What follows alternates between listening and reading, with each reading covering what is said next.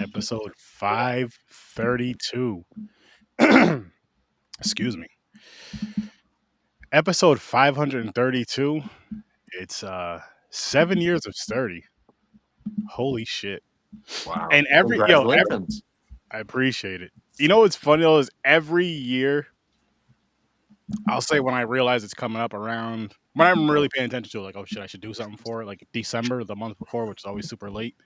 I'm always saying to myself, and I said it to Mick, I'm probably going to try to plan something. I didn't do shit. I didn't plan nothing at all. It's just one of them things because you know what it is? Like, I always want to plan something or have something fun done. But there's so much work into doing that, into planning that I just always I'm like, usually I'll just wing it and just have like a regular whatever, just shooting the shit, talk random horror, have a fun episode. I'm like, you know what? We're going to do some reviews this time. And so 2026, I'm planning something. I'm planning something is what I'm saying right now. And the first day of 2025, as I'm planning, doing something. But I do want to say that is your New Year's resolution. There you go. That's one of them. It's very attainable too. So it's super obtainable. It's super easy. Like I don't even have to do anything super crazy or super sophisticated or anything really. And it's all virtual. But we'll see what happens in a year from now. So I just want to apologize for looking like trash today. I'm in what I wore to bed. And here's the problem. I forgot we were going on tonight. So I forgot to watch the movie. So Sturdy, when you said, and when I asked you, I was like, wait, are we live tonight? Because I'm like, wait, isn't tonight the first? Oh my God. And when you said that, I was like, I need to watch this movie. So I haven't had a chance. Like I rolled out of this movie and into here. I haven't even process in between. Yeah. And so much like there's a dam that's about to break because you made me watch this movie. So we need to get through this episode. Oh, we will. We will. And I do, before we dive into the movie and all that, I do want to say, yes, I picked the movie technically. Well, technically my wife did because she wanted to watch it. And I was like, she's like, a new zombie movie. I'm going to watch this. So she put it on her list on Netflix. I was like, shit. I was like, I should check. I was like, I want to check that out. I was like, I was like, you know, it's funny. It's like, we're doing zombies in January. She's like, well, I'll just wait if you want. And then, just do it on the podcast. So boom. Nice. But it's not what I was expecting. And I will say this, James, you could definitely attest to this for kicking off the year with me a few times. When we actually did like a movie review or our first movie of the year. We've had some rough fucking starts. And I don't mean like with a sad movie or nothing. I mean like with just some shit like, what the fuck is... Yeah, you're like, why do we pick this? Yeah, type of deal. But I love those starts. And I'm telling you guys right now, I can't wait to get on that shitty movie run because I know it's going to be a good time and a good rant. And it's something I love about my show. It really is. Like from the first year up until this year and now, I'm going to continue to watch those type of movies. I'm just letting everybody know that now. I'm going to continue to watch those shitty movies, those movies that you fucking accidentally grab in the Walmart bin, those movies that people just give to you because they want you. It's kind of, I'm kind of like an exorcist, but for movies. You know what I mean? People just, want me to exorcise that demon out their house. Hey, take this out of here. Okay, I'll do that for you because I'm a good man. But you won't do a seance with me. No, that's craziness. I'll do it. As long as you make sure you close it just in case it's real. There you go. I don't want shit to go home with me. Exactly. But I say that though because I do feel that the movies that I hate just as much as the movies I love are very important for us to check out. If you watch them or not, they're very important in that whole atmosphere of film. Just because somebody did it, somebody made it, they took the time and the effort. Even Blood Lake, and everybody knows how I feel about that movie. But it's still a cool thing that people actually did whatever movie they did. I'll give people credit for that all the time. They did that, and we're gonna watch a lot of those, and we're gonna review a lot of those. And I hope to find some more gems. I hope to find more movies like the ones that I have fun with, like a Thanksgiving. Like Greasy Strangler. Yes, Greasy Strangler. Helen Keller versus the Night Wolves. Trash humpers. There you go. Yep. Street Trash. Just those type of movies, because again, it's easy for us to pull out the Halloweens, or Friday the 13th, Nightmare on Elm Street, and so on and so forth. It's easy to pull those movies out and make a discussion of them, because everybody knows them, everybody loves them, and you can throw in more of those popular movies. You can throw in the Screams and this, that, and the thirds, but you know what I'm getting at. But it's so much more fun, in my opinion, when you talk about those other films, like I just mentioned, like maybe not necessarily those exact films, but just those B films that just it really just starts some cool friendships. Like I have a really good friend off of a discussion of Thanksgiving. My guy Matt. We met at a con. What's funny about him is me and him and my brother Henry have a picture together with Matt. He has like one of those baby carriers with a gremlin in it. He would carry a gremlin. Oh, cool. So we did this for like a year or two straight, right? And you know how us guys are. We see something cool. Another guy, yo, man, that's cool. Can I take a picture? Yeah, cool. Don't shake hands. Don't ask for nothing. Just walk away. You could this could be like a 3 or 4 or 5 year thing. I was explaining this to my wife. I was like, we can watch sports together, not know each other's name. You know each other's team. You know each other's car. That's it. But so he was up in Albany one year when Robert England was here. And I was in line. I was helping a friend, so I was in line waiting with my wife. And just happened to talk about that, and then one of us mentioned Thanksgiving, and it was just like love at first sight. I don't know what it was, but it's just it's such like a cool thing to have those discussions with those type of films. And I'm bringing that up because I was introduced to those type of films because of this podcast. Because again, just reviewing movies and trying to find stuff I've never seen before.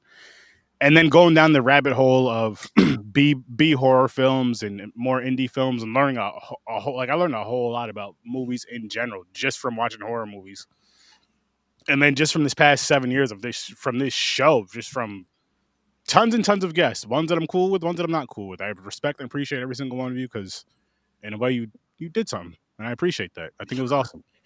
But but no, like, where the fuck was I going with this? Listen, the important thing is, listen. Basically, what I'm getting at with this 7 year journey is happy 2025. Yes, happy 2025. Happy New Year, by the way. Yeah. And this is gonna be another fun ride. This is gonna be another fun ass fucking year of some kick ass shows, some terrible movies, some amazing movies, and some fun fucking conversations. And we're kicking it off tonight with Outside, a 2024 Filipino horror film, zombie film. That is not your typical zombie film. That is like it's like coded as a zombie. It's the zombies is actually more of a not a backstory, more of a what would you say, Mick? Not backstory, but it's not like it's not even it's just atmosphere, really. It's kind of like Walking Dead. It's like the first season of Walking Dead. I would say less. So the dead are interesting in this because, number one, it does, as Mick said, it lends to the atmosphere, which is the horror that truly this film is about, is going on inside the family unit. So there, right away. But these are really interesting zombies in a couple ways.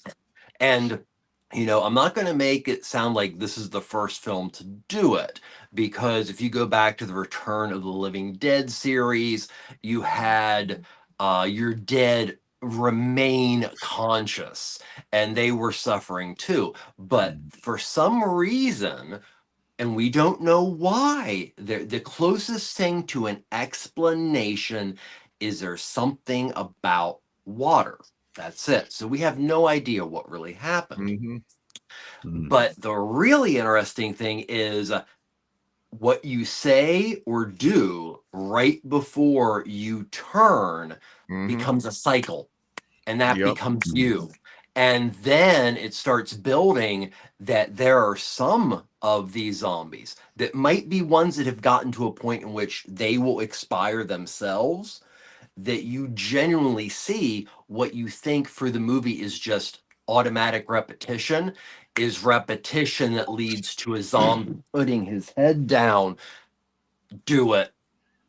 And that level of that's a really frightening thing. Yeah. You know, it's and you know, it also kind of takes like one of the ones that was really freaky was at the beginning of the film when our main characters go to his parents' house. When he sees his mother, she screams, "Sorry, sorry, sorry." Now, most likely that is connected to something she was saying to his abusive father. But it also, if you follow most of them, even though it's just repetition, it has some deeper meaning within the context of the scenes. And that's just one little element that I will say this is my favorite zombie film I've seen this year. That's fair to say, and I like what you did there, sir. I like what you did there, sir. Very nice. Well, actually, that doesn't really count because let's face facts. Trevor could have watched at least 3 or 4 zombie films today. That's We fair. don't know, but he is capable of it. True. You're Mick, you're undercutting Trevor with 3 or 4. With Well, I 3 mean, or, come on. It's New Year's. We woke up with, you know, that's we're true. chilling. That's true. So If he watched 3 or 4, he researched like 17 other ones as he's watching these, because he's that's what he does. He's our I got a guy. wonderful chance to watch it with my partner Hannah, and that was really nice and also kind of unsettling because we were able to have a lot of great conversation afterwards. Nice. But yeah, this is a phenomenal film. Now, you know, this is in no way, you know, I would not call this film entertaining, but I would call it important. Ooh. that's a really great distinction. Great distinction of what sets this movie apart. It's and to kind of piggyback off of that, this is a horror movie, but definitely not the horror movie you think you're getting. I don't have a lot to say on this because I had just finished it rolling in, and I'm still processing. This movie made me feel things. This movie made me see things, you know, like flashbacks and stuff. Like it's filmed eloquently, and lands. Its cinematography, it's at the atmosphere it builds, the costuming, just everything, the lighting, all of it, just adds such a phenomenal feel to what this movie is actually about, which is not the zombies. So going in, and I that's how I have to say it to anybody, because like going into this, just be aware, like you're gonna go through some trauma. Oh, a lot. There's a lot of there's at least 3 generations of trauma. Yeah. All smacked together in a Oof. immensely disturbing and gut-wrenching shit sandwich that is this to me was a film about the cycle of abuse and how that, you know, what is more frightening is, you know, you're running away from zombies, or you're running away from zombies and running away from so many other things that have led you to do horrible things to your children and your partner, and you find yourself in a time in which you should be thinking about your family. We end up putting the we in the idea of anybody who has been in a situation of that kind of mental, physical, whatever abuse. He becomes what he doesn't want to probably ever be. And even at the end, which we won't go too much in the end right now, but the end is ambiguous in this beautiful way that what you think in certain ways is like the ending. I left that ending going, oh shit, because so and so said this to so and so, and all we see are the headlights. Is that an implication that that child's trauma is bad enough that he could end up taking the place of the father? And that freaked me out. Mm. Yeah. And speaking of that, that's the whole thing that started. So I guess the father has trauma. He's run away from his father, basically. Yeah. Because he was abused. But then it seemed like there was a part saying he owed lots of money. So I don't know if he was into gambling or something like that. And during that, he was arguing with his wife, and they were having problems. So she slept with the brother. Yeah, and and the son, the oldest son, is the brother, Diego. Is it Yeah. Diego? I think it's Diego. Diego is the brother. Yeah. So now he hates his brother because of that situation. He wouldn't let him come to the house and help because he knows the wife wants him. And they want each other type situation. Then so here's the thing. My wife my wife was watching it with me. She came in like half hour into it, 40 minutes. The part where he gets bit by the dog. She goes, because he started acting like his father. She's like, more aggressive. Does he have rabies? Maybe he's going crazy because he has rabies. That's the beauty of this film. His wife so many options. His wife so many ways. Yeah, it's so up to the audience to interpret in this film. And I think it does it to a point of downright bravery that, it allows elements like, okay, so you look at the main character, the father, what was going on in his past. So little is said, and what shows up is such quick, subliminal, aggressive, over the top. You are allowed to create the horror that was his childhood. That is not given to you. And I feel there's a lot of elements of this film that are not given to you. And that's important. Now, there is a scene in which it goes from being an extraordinarily good film to being one of the best character studies I've seen in many, many years. And that involves a dinner. And it's a dinner in which the father he's starting to turn into his father. He's just gone all over. But the scene involves him spewing potential lies or making the other person in the marriage answer questions in front of their children to turn their children against them and give them the control that should never be in a relationship. That scene freaked me the fuck out because it was way too close to reality. A lot of this was. Yeah. That's the thing. That's the thing about, like, when I'm talking about the zombies, I'm like, this is a movie that was horrifying and just had zombies. Yeah. that's my feelings on it. Like, you take the zombies out, it is still I'm sure it's still as intense. Yeah. Maybe even more intense because the zombies are kind of a distraction, would you say? Well, the only thing I'll say is adding the mother and him having to kill the mother. Oh, yeah. And that's where it lands the hardest because he had to be violent against his mother now. Yeah. And that scene was crazy anyways, where she was on the wall and she just split in half. Start crawling at him. I'm like, God. But I think that added to his descent. Yeah. Yeah. He just dropped because he had to kill his mother even though she was dead already. But that's still trauma. Sees his dad in bed, takes the watch, wears it, so he's becoming his dad. Let me start with the watch. Yeah, I was like, he's real. Like when he took the watch, I'm like, that's just why. I would personally, I would say he took that probably because it was a cherished gift, probably a cherished gift that was constantly shown to him that his brother was going to get when I die. So he probably took it. And also, yet again, in that scene, that weird thing is your brain is trying to figure out as the mother, sorry. It's okay. So was the last thing that she said to her husband, sorry, because that's what she said all the fucking time?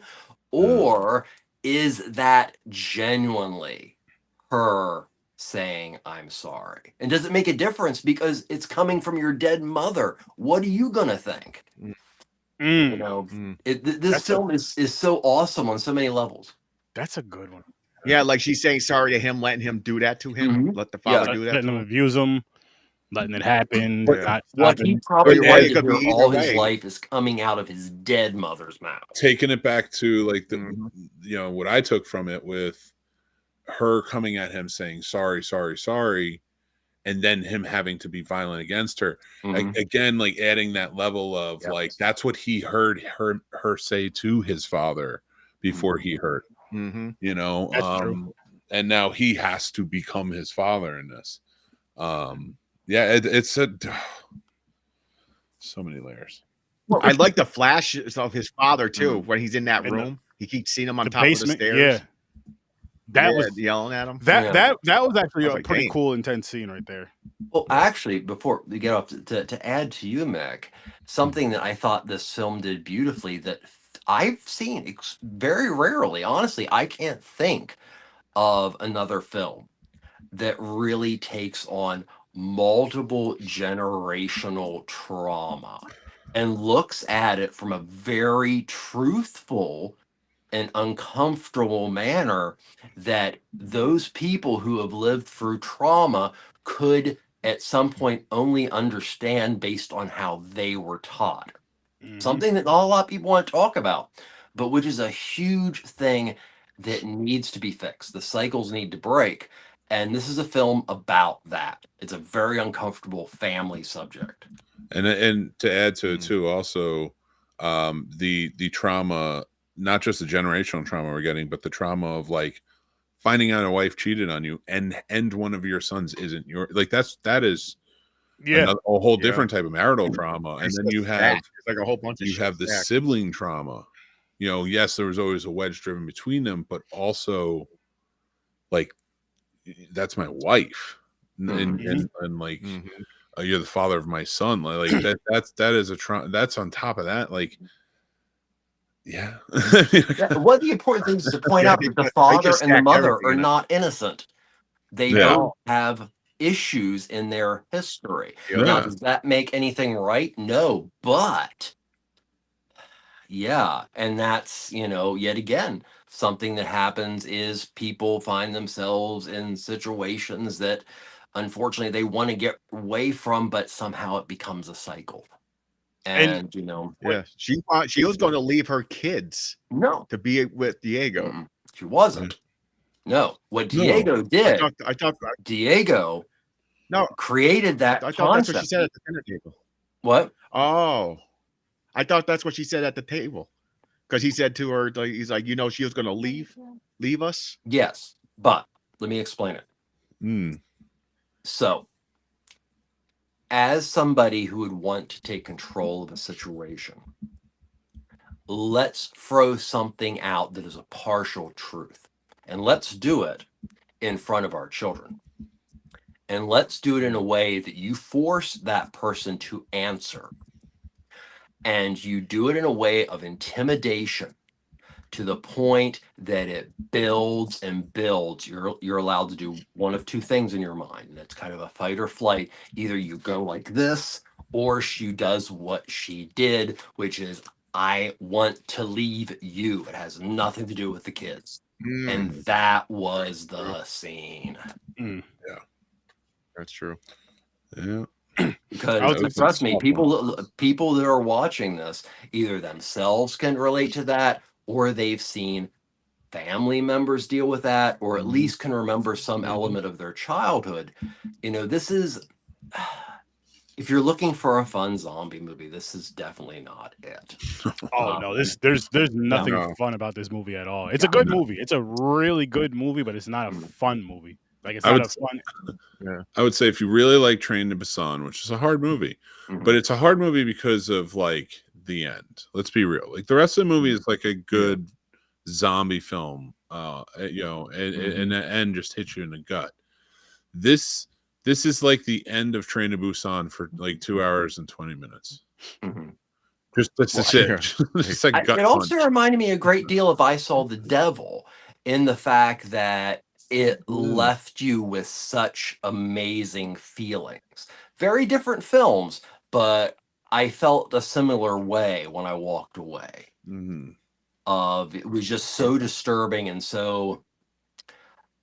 When a movie makes you keep trying to figure out what's going on, not in that wow, wish there was a sequel way, but it keeps your mind going that you want to try to figure out what's going to happen in the future.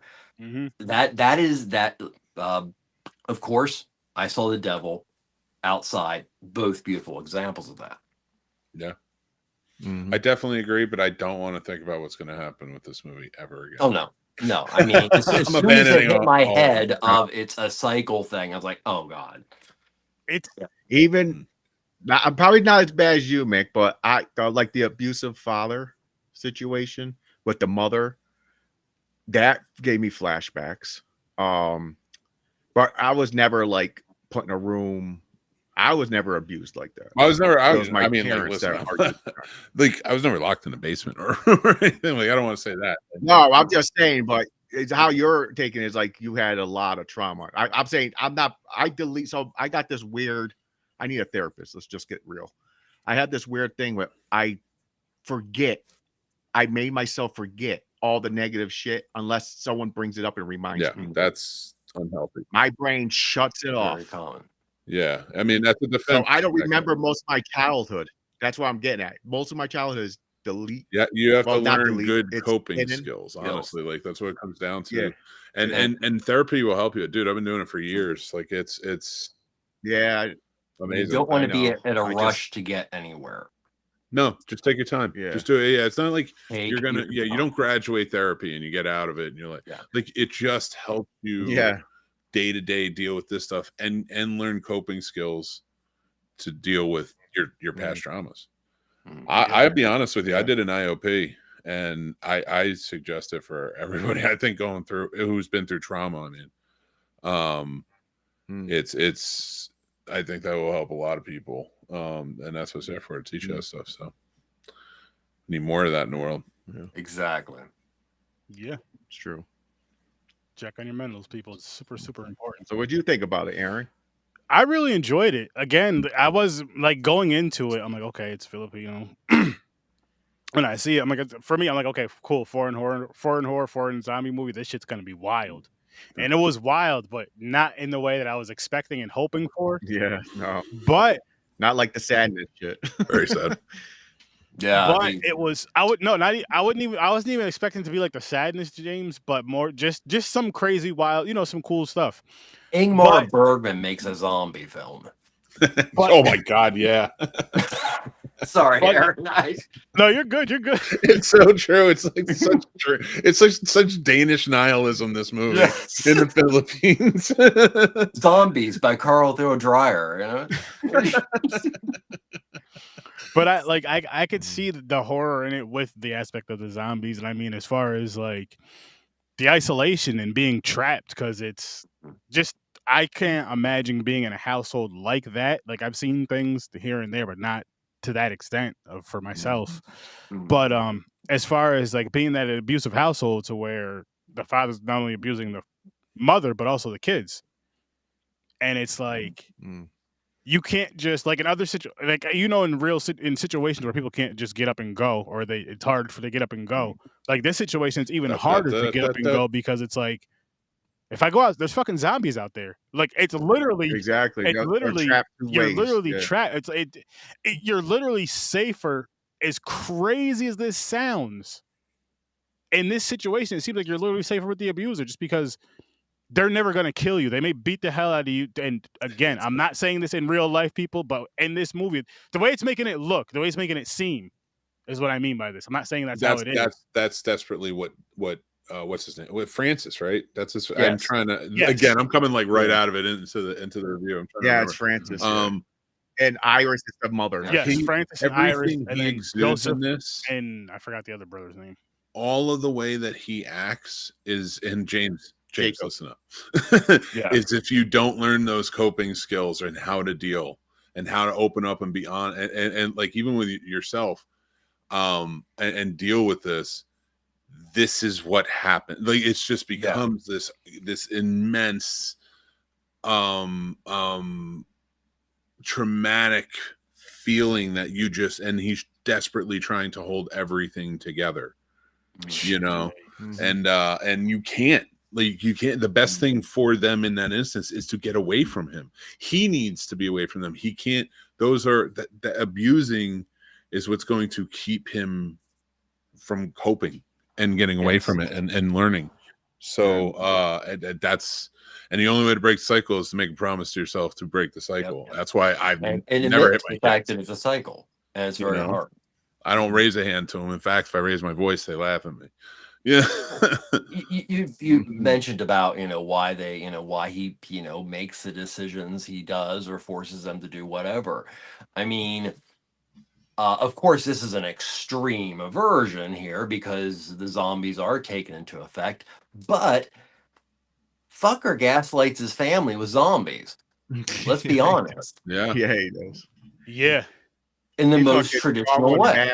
Yeah. He brought a That head manipulation back is such a, that's such an abusive trait that, to keep them like, like, and I mean, this is so familiar to even COVID for so many people, and like what information is real, and like, gaslighting themselves in certain instances and keeping themselves in, and let alone family if you're doing it to them, Yeah, the situation was so bad that there was times she wanted to deal with the zombies. Wow. She was like, I'd rather be out with the zombies than here. And that's crazy. It is, but I guess with the zombies is it's like you go out there, it's eventually gonna stop because you'll be gone. But with this, it's like but those zombies run, man. If it was a regular Walking Dead zombie, I'd be like, I'd rather deal with the zombie too. I'm leaving. You can just walk up to him and hit him in the head and keep going unless there's a horde. And that's what I love about this. Run at you. I mean, they're not like 28-day layered zombies. I mean, they kind of have a burst of energy and then kind of just. Yeah. Even alluding to them like dying out and that this is ending or coming to sort of an end.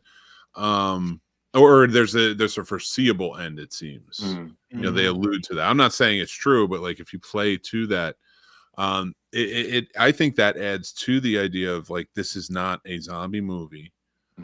It's a horror movie about generational trauma and familial trauma. That's 100% what this is. Everything. It's not even like subtle. That's what they're showing you. I think they do it in such an excellent way, and adding the zombie element, even if you only add the zombie element to drive home the killing the mother and having to become the abuser, also the gaslighting the family, and that just all those manipulations thrown in. This movie at its core is showing everybody what happens if mental health goes unchecked. And one thing it does well too, and you mentioned a little bit there, Mick, is the film, even though it's so subtle and it seems so little, there is this little bit of element of optimism. And the thing is, that little tiny bit of optimism is sometimes the only thing people like survive on, because they feel they don't deserve anything more than that. And that was put in an extreme situation in this film. But understand that little tiny bit of optimism is a lot of people's lives. Yeah.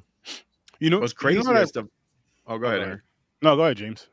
Oh, I was just going to mention like one of the parts where, like, they want to get out so bad that the son was like, "I'm leaving," and he looked like what 14, something like that. And she was like, just give him a hug and just letting him go out in the zombie world. That's indicative of, again, trauma and knowing that her son lives with this abuser, and it's not even his son. Yeah. He's setting him free. That's what I was saying when I'm like, I'm not saying it's the perfect situation to go out in the world. It's a perfect representation of the world. There's dangers out there. We don't know what's going to happen, but you're safer than you are here because you're either going to die from it or you're going to become it. Mom, do the best thing for me. Let me go. And that is the hardest thing, but also the best thing in some times. Because you have to think at the fact, it's never really said exactly what happens, is that Iris could and probably will still be under some sort of oppression all of her life. Another beautiful thing the film did, and really drove home the relationship between the boys and their mother, which a lot of this movie is Francis's attempts to make them feel their mother has like their interest is none. So when Lucas ends up being like, "Hey mom, remember that book you read with me? Let's do it." That was a stroke of genius.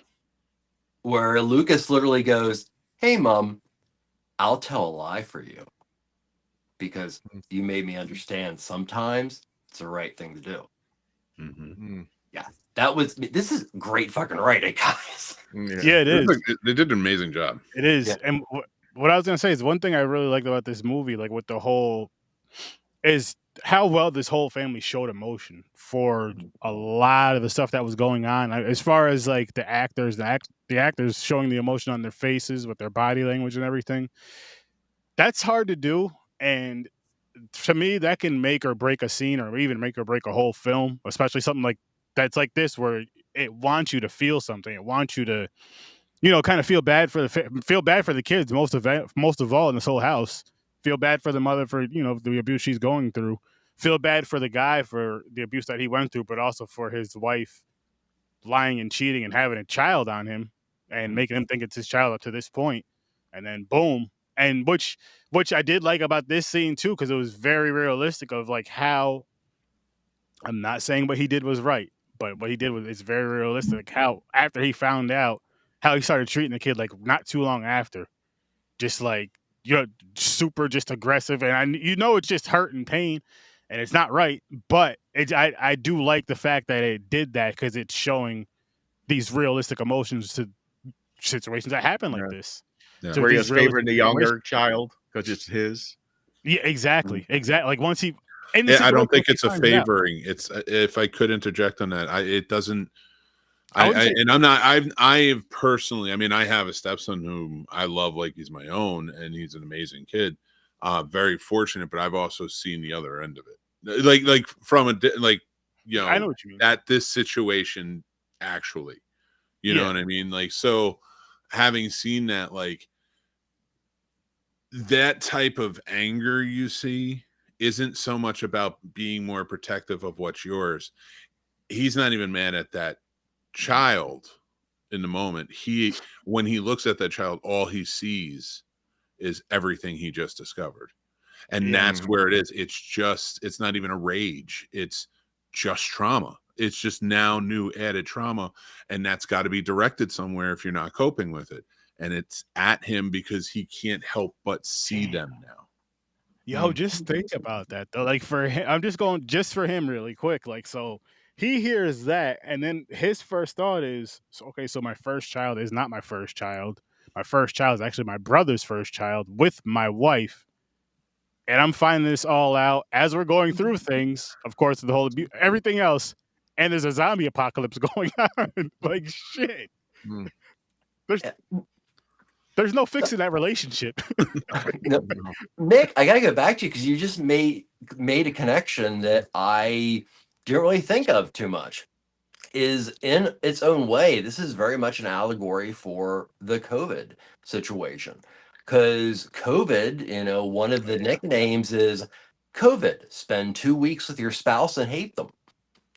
I mean, so that isolation, you can't not. Of course, isolation, and we've just come from a pandemic is a thing, but how that pandemic changed so many people's lives based on their families. Yeah, to be able to make that allegory and, it's really good. And, something about a film is as you think about it more and more, you start pulling more meaning, or you start going, I want to rewatch that because I want to see, again. But what's really exciting for me, and I didn't do any research really on this one, is I'm really curious what this director has done and what this director is going to do. Yeah, that's very Mhm. fair. I will say to also with that is like it does. I think it does cover the atmosphere and the relationship base during COVID, but this also has a very good deal of like you can take away from knowing that abusers always tighten their grip. And that's really at the heart of this. Like, as what this comes down to is the abuser is trying to tighten his grip on this family, and it's just, man, it's hard. It's a hard one. And it takes you through the actual journey of that grip getting stronger, but the previous grip getting stronger. And yeah. He went so far where a soldier sitting there, he just kills him for no reason. Just hits him in the head with a hammer. I'm like, because he's a living document that proves him wrong. Oh my God. Yeah. Oh, I was like, oh my God, man. Yeah. He's got to kill that fucker. If he wants to keep his story straight, he's gone.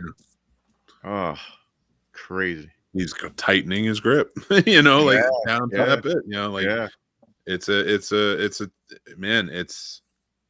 I liked how they showed their levels. Like it started off like minor gaslighting abuse. Then it started like, let's lock you in, making up a story, boarding up the doors, chains. Then the final straw is throw you in the basement, like where he was, where his father threw him in, and go there, kill the dog, and eat, and trying to make them eat the dog. They didn't trust, like, what the hell, don't eat that. Where'd you get meat from? And shit like that. It's like, in her head, it could have been the soldier. She didn't know it was the dog. That's the thing. What was the last straw even was Lucas. Lucas was the violence against the child. Like, okay, I can't, she can't be had by anybody, at this point, like either of them. Diego's now back, and Lucas is the one. The child is the one that gets the brunt of all of this violence and this abuse. And he is, and then also playing out, and then you have other children who are going to have to pick up the mantle and take over if you're not there. And who are they going to be? And like, it just ended on such a, God damn it, man. Speaking of the ending, that's how I had to start off 2025. Speaking of the ending, it was crazy. I feel like we should get some like telephone numbers and stuff at the end of this. That was the kind of movie it was, Yeah. Yeah. It was just crazy how they had Diego be the one that comes back and almost gets the mother, but bites the son. That's not his. I was like, Jesus Christ. I was like, you had him come back as the zombie to be the one that is attacking him? No. At the end, I was like, wow. It's the perfect example. The son that got it the hardest is going to probably either walk away from it and be lucky to father. Yeah. Well, you got one or two. In this, they show you the worst case of it. He's going to, probably become an abusive force as well, or you can get away from it. I'd like to think I'm living proof of that. To the point where you're not abusive. You don't pay it. You don't pay it forward in any way because it's not worth it. This handles it in such a way where it shines a light that, when you get to it, it had to be. He was the hardest on him. Joshua got it the hardest. And he was the one, because of that, he was most likely, like Francis instead of Diego, the one that's going to become the abusive one. And that's why he had to be the one at the end. And Lucas was one who was bit. They had to drive the point home. It always, the youngest always get the brunt of the violence and or the kids. Yeah. But Joshua coming back and keeping that cycle going, maybe, of course it is open. And we don't know, because it did end up. I was like, what's going on? Okay. I was like, they're not telling you if the kids survive. I thought he was going to die in her arms and turn, but they made it seem like you only can turn if you get bit, not just by dying. Am I right? Did we give ratings for this? Not yet, but we will. We didn't get ratings yet. No, we will, because I haven't thought of mine yet. So I'm like, oh no, I'd say let's start thinking of them. I gotta put it together. Oh, I have mine already. Great conversation. Keep the convo going, gentlemen. Keep the convo going. I'm loving this. But then she had to chop his arm off. Yes. That is, oh man.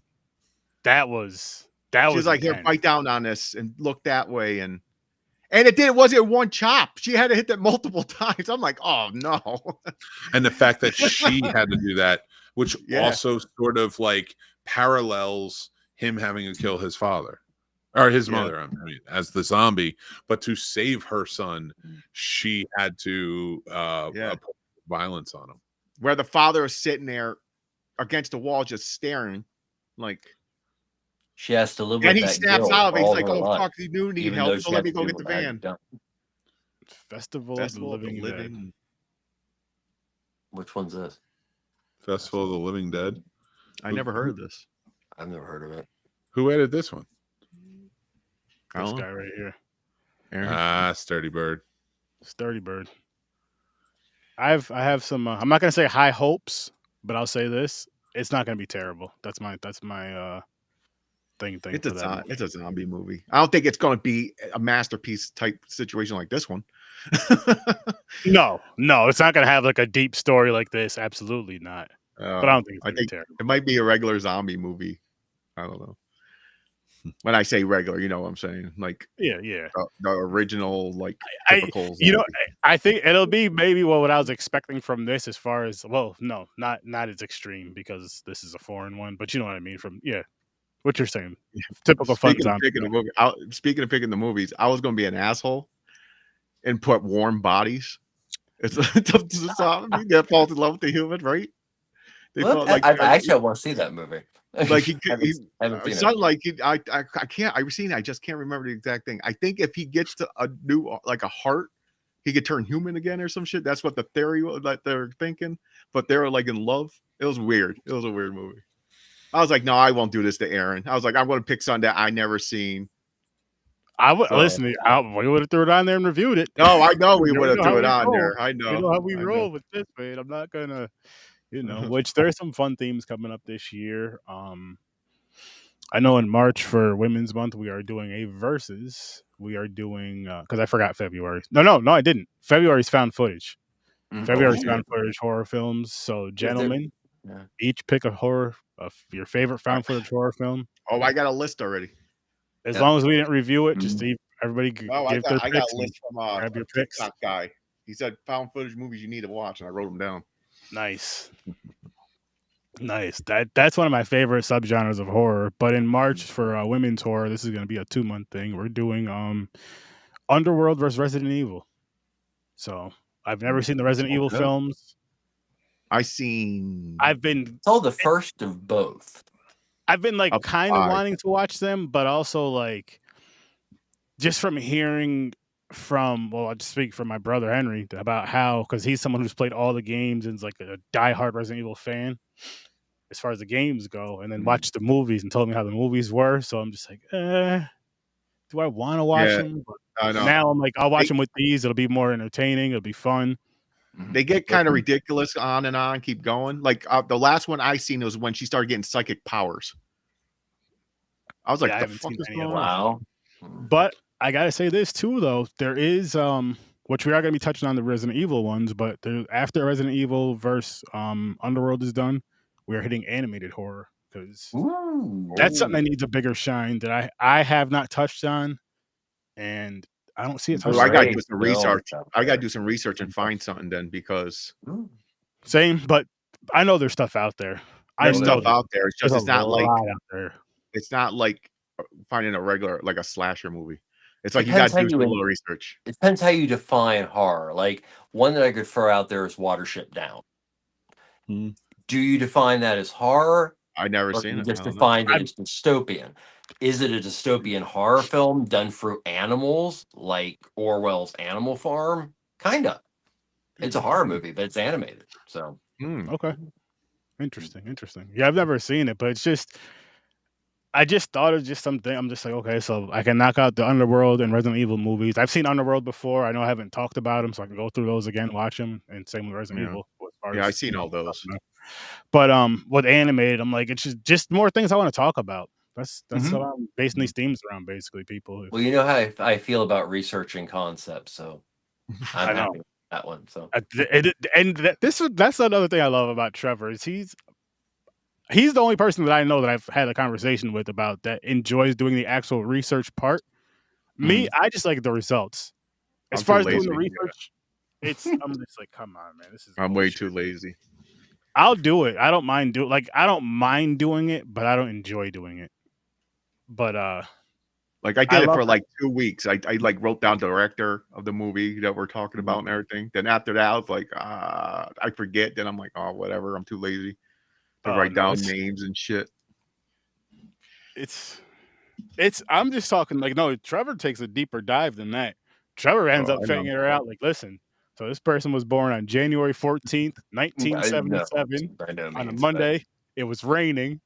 Like I love his research. I know. I love and appreciate his research. And I'm the gonna tell you director guys did right these now, 5 movies. He did a short when he was in college. I'm like, God damn. Yep. and like yeah, we're cracking jokes and stuff, but it's all out of like a love and appreciation because it's so awesome how much research this man does for one. Well, I mean, we're talking multiple films, but just like we're talking about one film, he'll watch it 7,000 times, do whatever he does for his magic research. I don't know what he does, but he does some Trevor stuff. It's magic research. Do you not go on Google? Yeah. Well, I mean, I'm more ashamed of you, Sturdy. I want to thank you for acknowledging that, and I say that because of the film that we watched tonight.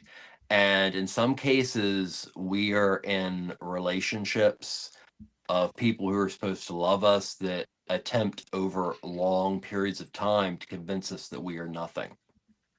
This film showed that kind of abusive situation that would make a person like me think and scared to actually share my knowledge. So, yeah. Oh, we love that you share your Major knowledge fucking on film. here. Yeah. Fucking love that you share that shit on here. It's awesome. And if you have a problem with his information, that's too bad. Fuck you then. But Trevor's dope. You got everybody needs a Trevor on their team because that's a great wild card to have. His movie knowledge is insane. Just imagine. Never mind. I'm not gonna say it. Why? His movie knowledge is insane. It's the knowledge and the memory. You are absolutely right. I'm just saying you go on Google and get the information too, Sturdy.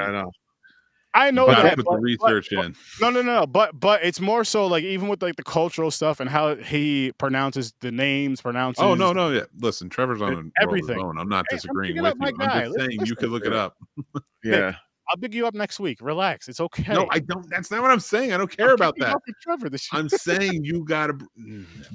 No, but then there's another style of just knows knowledge. Like Nick, he got good memory. What I said was. No. What I was saying was, I enjoyed. I can introduce you to about 25 people that I bow at their feet at how much knowledge and how concise they can be. And I've been lucky enough over the years to befriend some of these people. Well, I'm gonna set the record straight real quick. I'm sorry, Sturdy, shut up. No, that's not what's happening. Like what I'm talking about is, and I'm glad you brought that up, Trevor, because in college it was always the same shit. In film school, on film sets, it was always the same shit. Oh, I've done this. Oh, I knew this. It's like we are film geeks or cinephiles. Exactly. What I'm saying is, Google's out there. Sturdy, take the deep dives, enjoy it. Go hard into these movies, and it will lead you to salvation because you got Google. It's there. You can find. Don't get me wrong. They don't have Trevor on and say it too. There's a weirder thing and a weirder thing and a weirder. Yeah, you're gonna go on. What I was getting at was I love how Trevor enjoys doing the research. Yeah, I just enjoy the results. He enjoys like the research and the deep. He enjoys doing that part of it. I think in my mind, I'm trying to get you to jump on that train too because it's so much fun. I want to, but my problem that's holding me back is it's too much reading. Well, we live in a I time, hate you know, reading. okay, so I have reading difficulties, and that's created issue over time. But I've always been a person who learned very well audibly. And one of the great things that I learned over the years was, you know, taking advantage of commentaries, video essays, YouTube talks, and things like that from film scholars and directors. And the same when it comes to music. There are so many ways to learn and expand your understanding of something and grow it nowadays. It wasn't necessarily there when, you know, well, shit, Mick, and when we and I were in elementary school. Good God, you think you could like sit down in 15 minutes, find that much shit? Mm. No No. way. That was dude. That's what I'm saying. Like, it's so Yeah. much fun. Like, man, these the things you'd have to watch, the books you'd have to find. Yeah, it was. Periodical guide to research. Fuck that shit nowadays. But tell me it wasn't Yeah. fun. It was Yeah, but- great. It was so much fun. Basements of college libraries filled with old newspapers. That was the shit. Just anything you could find on anything was just a good time. And it was like, dude, that's why I watched Joe Bob and all those other horror hosts, because they were and Turner Classic Movie, they were gonna have slithers of information that I could get, even in little increments, which is basically all you were gonna get. And then like listen to every DVD commentary, watch the special effects, see the behind the scenes, and you get all the tidbits. It is so much fun. And now one other thing, James, I do want to point this out. I don't know if this is true. I don't. You got to find this out through your own therapy. But I did find out during my journey in therapy that I used to be a very avid reader. I also used to be a writer professionally, and I stopped doing these things. And a lot of it was coming down to I was not coping in any way, shape, or form. That my defenses were always up. My instincts were always to keep them up at all times. I couldn't focus on anything, let alone words. Since I started dealing and coping and doing more creative things, I am writing again. I am drawing. I'm doing all those great things, painting. But number one, you know what I'm doing. Fucking, you know, I'm back to it. You know, like I'm reading all the time. You know, like I'm always trying to read. And I never thought that way. I didn't think something like that could be a reason why I don't want to read and everything, because I got my defenses and shit up, and that's what I'm focusing on. And it's easier to focus on TV because it's just like, yeah, you're right. It is. It's a distraction, and that's a coping skill. Yeah, but it's not one that you want for longevity. Yeah, you want the other coping skills that will help you heal, because you also got to get forgiveness down and things like that, and guilt. What do you feel of like audios, like audio books and pods and all that stuff, as far as for information and all that? It's again, but it's for information. I never did for information. I did it for like entertainment more so. I'd rather watch. So at work, it was easy to listen to the audiobook when we started doing that. I listened to Cujo and shit and Dr. Sleep, I think it was. But at home, I couldn't put those sit on the couch and just listen to an audiobook where there's a TV right in front of me. Yes, I used to be able to, and then I couldn't for the longest time. And since I've been coping and working on things and going to therapy and such, and I found where I can write again. I can do all these things. Okay. That's another thing I can do. I can sit down, put on an album, and just sit and relax and listen, or an audiobook or something. I was listening to the Federalist Papers earlier because I just wanted to listen to them, and I've read them when I was younger, but I wanted to listen to them again because I'm not reading them. That there is a boring factor to some things. I mean, so it is nice to listen to, but yeah, like now I find I have that focus to be able to do it while I'm working. Well, I have to say, Mick, I mean, what you brought up and everything to James is beautiful, but the past 6 years that I've known you, you've been an inspiration because you've shared a lot of stuff with me, and you also understand that, you know, me doing Sturdy's show this many times and this consistency is helped me so much with a lot of things that I still grapple with, insecurities, a lot of which came from a situation like being with Francis. So I want to thank you for that. And Oh, you I are a appreciate it. huge inspiration for me to attempt to continue going further. And yeah, and Sturdy and James, I wouldn't be here and doing this kind of stuff if you didn't encourage me. So I'm happy as hell you're here, Glad man. you're I'm here. happy that you take the time to not only watch the movie, but take the time to come on here and talk about the movie and open up to not only us, but the people watching, because I'm sure it helps some people that are watching that are going through some of the things that we're all going through. And it's just like, and hearing it from men is a big thing. And hear from men of different True. backgrounds, different races, and all that other stuff is a big thing, because oh yeah. we're opening up a little bit on a horror podcast, which is dope. Like, it's a fun way to kind of share some fun stuff. Share some stuff about yourself, open up, and help others, as well as, of course, talk about the fun stuff with the horror. And you know, it's a cool journey. And this movie, I would like to say too, and and talking, three points, and I'll shut the fuck up. But in fairness, I shut the fuck up in the beginning because I really didn't know what to say. I just finished the movie. One, Sturdy was 100% right about Trevor, and I didn't mean to cut that off or say that wasn't true. I was just saying I was trying to more encourage Sturdy, but whatever, Sturdy. no, I researched. I just don't enjoy it like he does. That's all I'm saying. Oh no, I know, and it's fine. Two, James. We were talking about Lucas when he gets bit, and like how that's violence always begets the young. And then we talked about Joshua and what he might turn into. And I'm sure you know this, but I want to say it out for anybody who may be watching and listening. Violence will get that child, that abused child. I just got to a point where I was like, okay, I got into fights when I was younger, and like got into those rumbles and things like that. And it wasn't, it was dumb, and it was violent, and that's how I gets dealt with things. I'm not encouraging that or saying that was the right way. Go get help mentally. I just thankfully never carried it into my marriage or into being a parent, which was always a promise I made to myself anyway. So I'm glad that never happened. But go get the help you need. That's I think I said on that pod before, or Popcorn and Points, that's what's crazy about it. That's one thing I didn't pull from my past. When my father was abusive at the time, I tried to stay away from it myself. Like, I didn't want to become him type situation.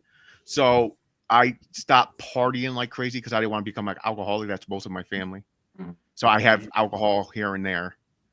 But then my marriage, or anyone I dated or was seeing at the time, I never, even if I got mad, I never called them a name. Not bitch. That's good. Jerk, that's good. nothing. That's very good. Respect for women. That was always a big it. thing for me too. Yeah, listen, it is. Don't get me wrong. My wife will call me an ass sometimes.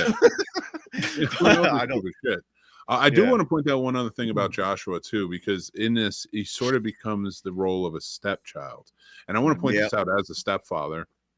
And it is very important to me to spread this awareness.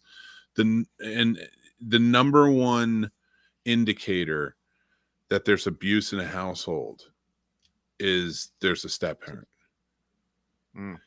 And there's got, in seeing this today and seeing like how that was, Joshua became immediately almost like a stepchild in that instance, and like how he was being treated. I do want to shine a light on that because it was always so important to me, especially coming into this. Like, I'd never want to step on toes of his father. That's his father. I always want to respect his stepmother because that's his stepmother, their family unit. No matter what we all think or feel about each other, we are the family unit for him. And stepping into that, it was always important to me because I was like, you just like, I want to at least be that step role, that parent who's going to come in and be there whenever he needs me. Because I do realize that indicator. So, and I want to push that to anybody who may be ever taking on step roles or step parents. It is so important that you treat that child with love, respect, and in no way, shape, or form different. Oh, because they may not be your blood. You would, and to drive the point home, would you treat your best friend who's not blood that way? Then don't treat your stepchildren that way. Damn right. Yeah. No. That's a good way to put it, actually. That's a pretty good way to put it. Excellent. Yeah. But I wanted to say two things about one when the one kid gets bitten, when the younger kid gets bitten. What I liked about the scene where the mother's cutting the arm off is it wasn't like a lot of movies where it's just one easy, simple cut.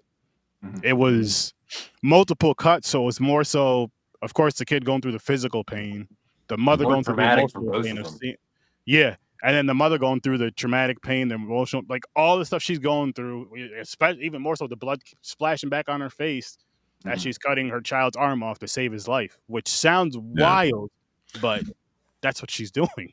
Yeah, and you know that too. That's where like that correlation. I think James, you made it like Walking Dead, where like it had that dismal feel, but like, but there was that kernel of optimism there too.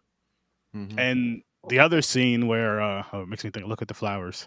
But speaking of Walking Dead, that was a scene right there. That was a scene. Look at the flowers. Oh my god! I never finished that series, and I probably never will because I fell out of love with it. I never finished it either. That was probably one of the best scenes. I mean, of course, the whole Glenn scene was probably better, but that was one of those scenes that really stood out, though. That really, like, you say that, and some people might start crying, looking around the room and stuff, and doing that deep That's why Walking Dead was really good.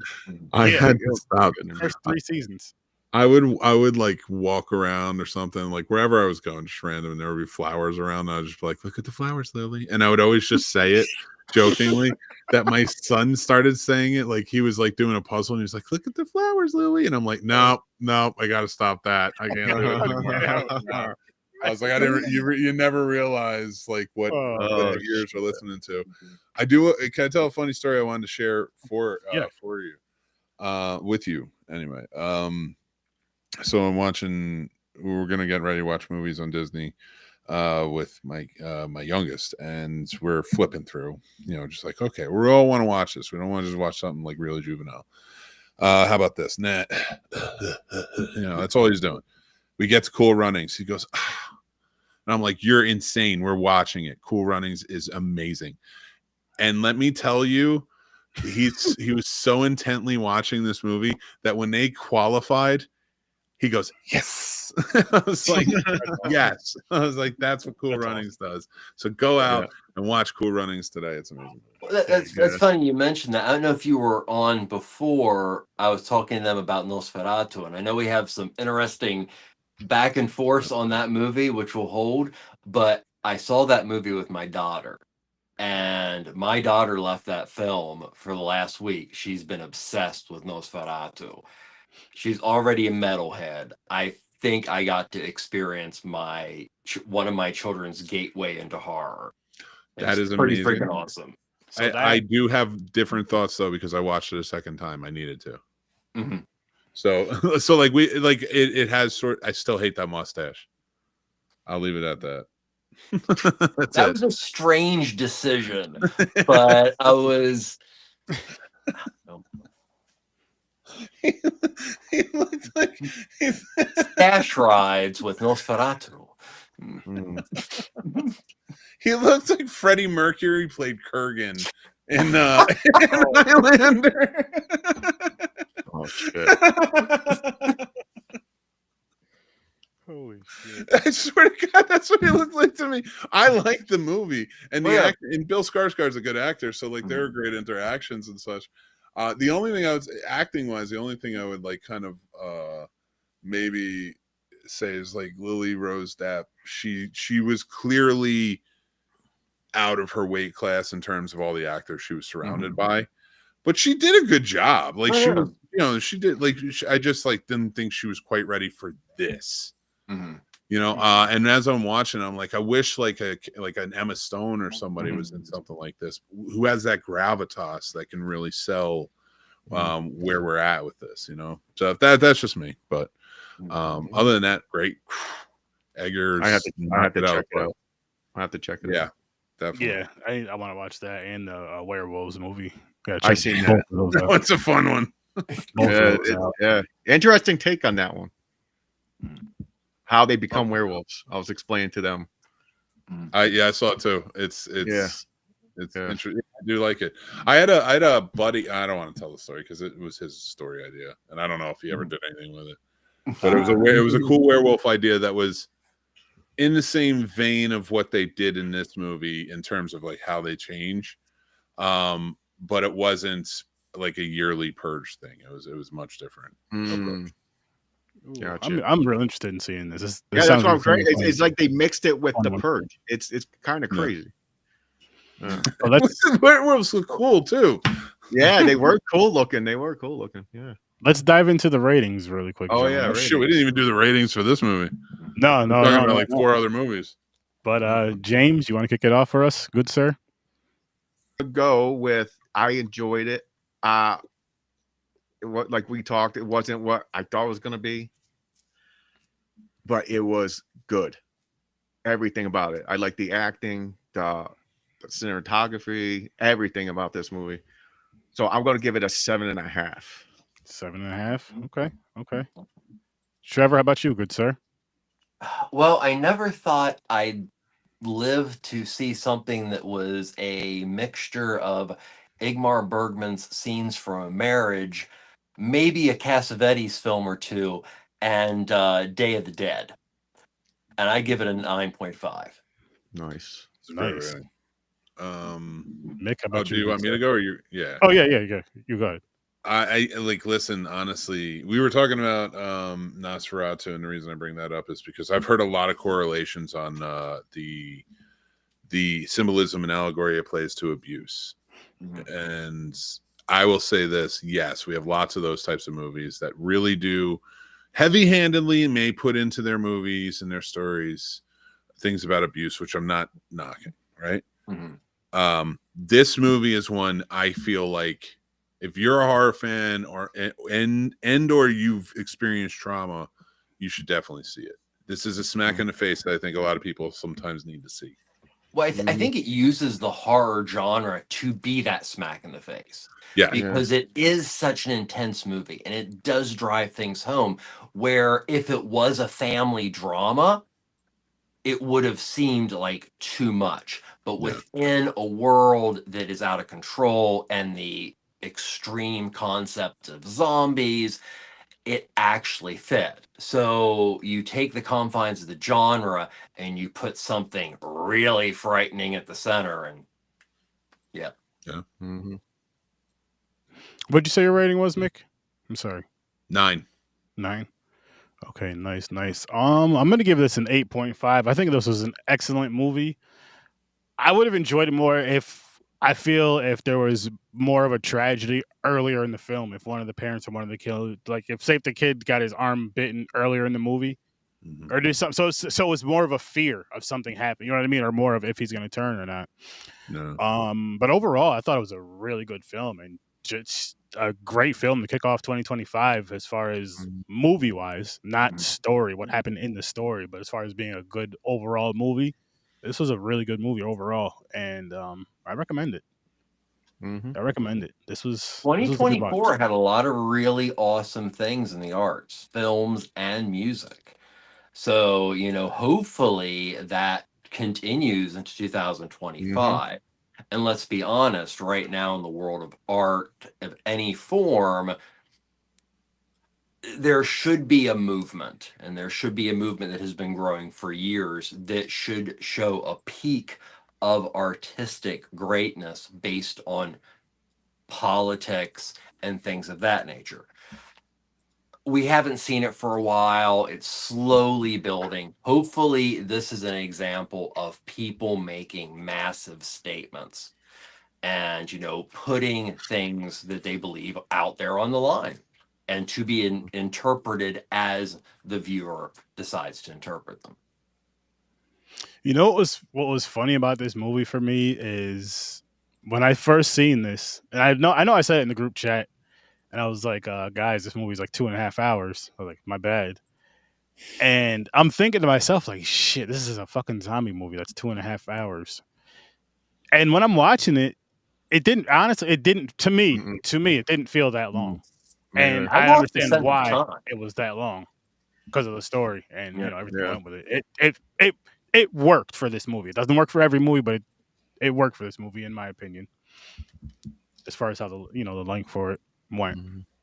I agree. How'd your wife like it? She enjoyed it. She enjoyed it because it was different. It was a different type of zombie film. I mean, it wasn't really about the zombies, and I like how you see who the real monster is when it's really the humans versus the monster. When it shows like reflects who the real monster. It's always a human at the end of the day. It's always the human, and it's just like holy shit. We're some scary motherfuckers, man. Like, think about it. Think about it. Like just this movie alone, what kicks it off? What went through in this movie alone? I'm just like, what jealousy, trauma, greed, all that shit can do to a human. Revenge, yeah. And how horrible we can treat the ones that we love. That too. Yep. And you think you're doing it out of love, like tough love, but it's not. I don't even think it's a tough love. I think it's an insecurity. I think it all. Oh, that too. Yeah, tough love was code for years and years and years ago for abusive situations. That was the previous generation's inner child saying, "Tighten the grip, that you're going to lose them," and like even if you have to try and make them submit to your will, and that's never a good thing. So, I help that inner child by saying, "I love you and I'll take care of you." Yes, and go 49ers. Or Respect get out of my house. Yep. Well, I do respect you and I love you, Sturdy, but I appreciate that. I respect and I love you guys too. Even James. Well, thank you. But this was definitely a fun episode, and a very good conversation. We had some nice conversations on here, not just about the movie, but life in general, which was brought out by this movie. I don't think that's going to happen with next week's movie, judging by the title and the movie cover. But I could be wrong. Don't judge it. Don't judge movies. I could be wrong. Yeah. I mean, a lot of films have direct connections to my life, so you never know. Some are weird. Yeah. I am intrigued to watch it. I can't wait to watch it. It's a Tubi original. Oh shit. Yes. Hey, listen. Don't judge Tubi. Tubi's good. I like Tubi. By the way, don't worry, people.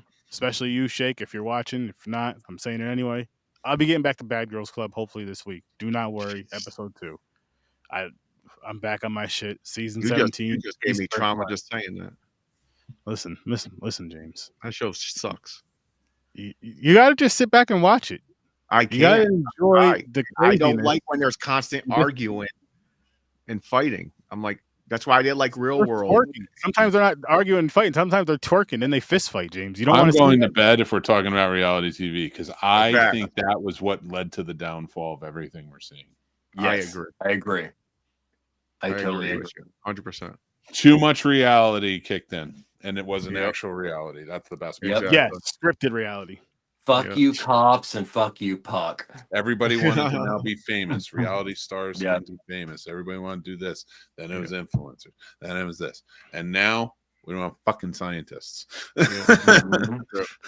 And, we should have all learned when it was back in the 80s when professional wrestling was, well, that's all bullshit, that reality TV is all bullshit, too. Yep, nobody gives. Exactly. But great episode. Thank you for joining. Thanks for episode. Thank you for joining for therapy talk. We'll see you next week. Yep. Happy anniversary, Sturdy. Yeah, happy anniversary. Appreciate it. That's what you get in 7 years. And really quick, what's funny is my very first episode was called Zombie Boners, and it was with my brother Henry. Oh, look at that. And we're kicking it off this year talking about zombies. I'm assuming we were talking about zombies in that, but you went with literally the most ridiculous zombie movie you could in your first episode ever. To literally, you've evolved to talking about mental health for almost an hour and a half because of a zombie movie. That's 7 years. Pretty awesome. You go. Listen, people, you want growth? Start with episode of Horror Search 30. Episode 532. That's a lot of growth. That's a lot of experience. That's a lot of maturity.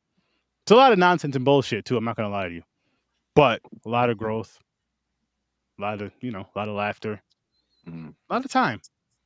Tune in every week, 8 o'clock Eastern time, Thursdays live. Just saying, audios will drop.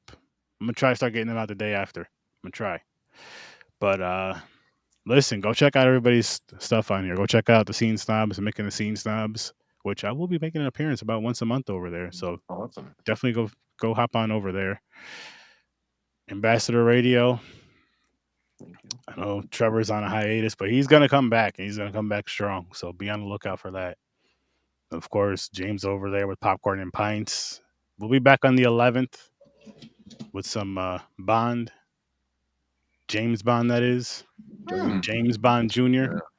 We are doing We're gonna those do the franchises. whole- Yes. So Trevor, if you're available Saturdays, All of 9 o'clock Eastern time, we're doing the whole franchise. We're doing 2 movies at a time, and we're doing them in chronological. So like the orders that they came out, doing 2 at a time every Saturday starting the 11th.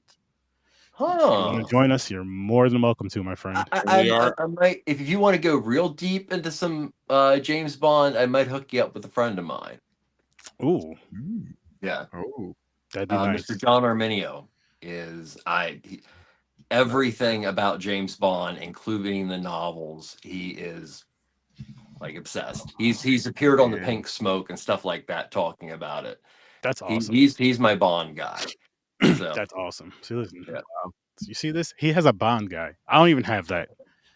Well, he's a guy for a lot of things.